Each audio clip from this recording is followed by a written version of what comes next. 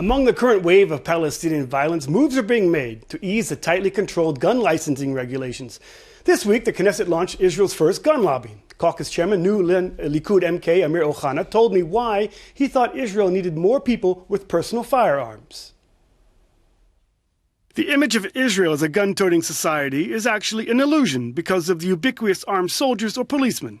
At the moment, only about 125,000 citizens, or about 2% of the population, have personal firearm permits. But Likud MK Amir Ohana says having more weapons in the hands of the public would enhance the sense of security in Israel.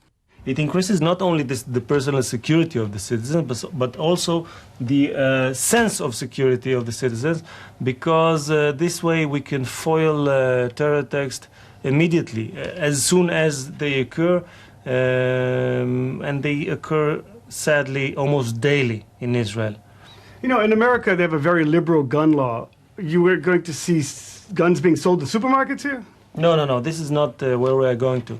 We are still going to have very stiff criteria or strict criteria, but we need to make them a bit loosened, a bit easier. While most of the attacks in recent months were thwarted by security personnel, over half a dozen were also stopped by quick-acting armed civilians.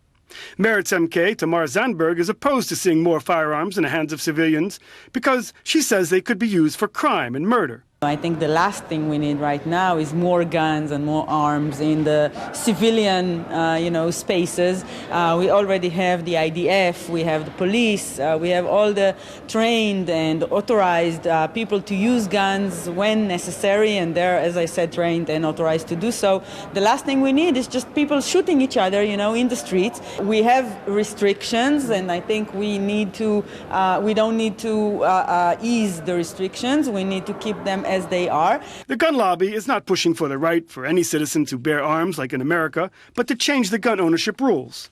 We are going to change the criteria.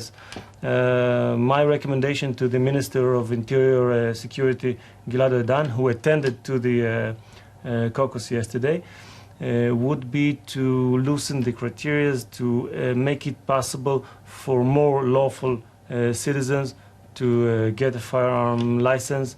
I think it will be a force multiplier for the police, for the security agencies, and it will increase, as I said, the sense of security of the citizens of the State of Israel. The question is, would more weapons in the hands of untrained citizens enhance our sense of security or turn the country into the Wild West?